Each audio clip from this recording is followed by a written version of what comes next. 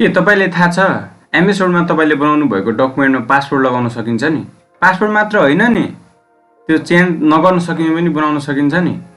आजको यस भिडियोमा हामी सिक्ने छौं एमएस वर्डमा बनाउनु भएको डकुमेन्टमा कसरी पासवर्ड लाउने र अरु कसैले मोडिफाई गर्न चाहेमा मोडिफाई पनि गर्न नमिल्ने कसरी बनाउने यसको बारेमा सिक्ने छौं। यो प्रक्रिया सिक्नको लागि एमएस वर्ड त ओपन गर्नु नै पर्ने भइहाल्यो, एमएस वर्ड सम्बन्धी नै छ। सिम्पल विनार गरेर मैले एमएस वर्ड ओपन गरे सर्टकटबाट।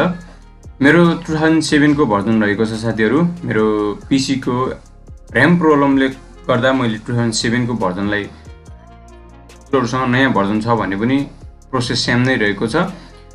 एमएस वर्ड ओपन गरिसकेपछि अब यहाँ हजुरहरुले आफ्नो डकुमेन्ट रेडी गरेको हुनुपर्छ। त्यो गर्नको लागि म डकुमेन्ट रेडी गर्छु, कुनै एक्जाम्पलको थ्रुबाट हजुरहरुलाई सम्झाउने छु।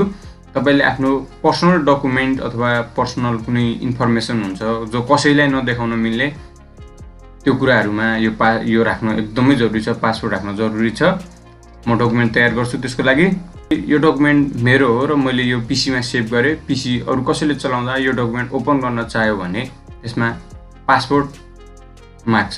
त्यो कसरी एनेबल गर्ने त्यसको लागि तपाईले अन्य एमएस वर्ड को भर्जन चलाउनुहुन्छ भने फाइलमा क्लिक गर्नु होला। यदि 2007 को चलाउँदै हुनुहुन्छ भने यो लोगो बारमा क्लिक गर्नु होला। त्यसपछि सेभ एजमा क्लिक गर्नु होला।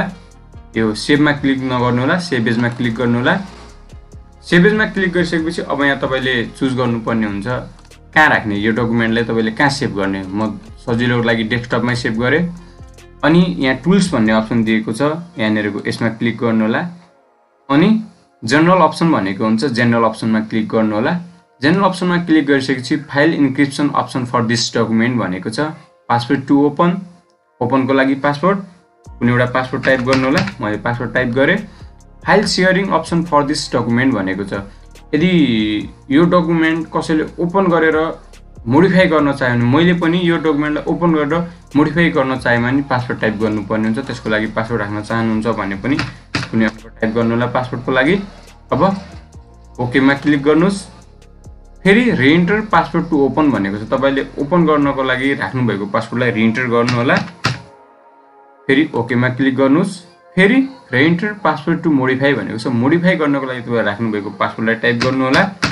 त्यो माथिको पासवर्डलाई रिएन्टर गर्नुपर्ने हुन्छ। ओके, पासवर्ड लागिसकेको छ। अब यसलाई जस्ट तपाईले सेभ गर्नुस्। सेभ भयो नि। मैले एमएस वर्डलाई ब्याक गरे। अब यहाँ untold story of my life भनेको छ, DOCX भन्नु। यसलाई ओपन गरेर हेरौँ है त। यसमा क्लिक गरे, double click, MS word open हुन्छ। अब यहाँ enter password to open file भन्न मागिसकेको छ। अब यहाँ मैले ओपन गर्नलाई कुन पासवर्ड राखेको थिएँ त्यो पासवर्ड टाइप गर्नुपर्ने हुन्छ। हजुरहरूले आफ्नो फाइल ओपन गर्नलाई कुन पासवर्ड राख्नु भएको थियो त्यो पासवर्ड टाइप गर्नु होला। ओके, यदि तपाई मोडिफाई गर्न चाहनुहुन्न, यसलाई पढ्न मात्रै चाहनुहुन्छ भने रिड ओन्लीमा क्लिक गर्दा पनि हुन्छ। अब यो मोडिफाई हुँदैन।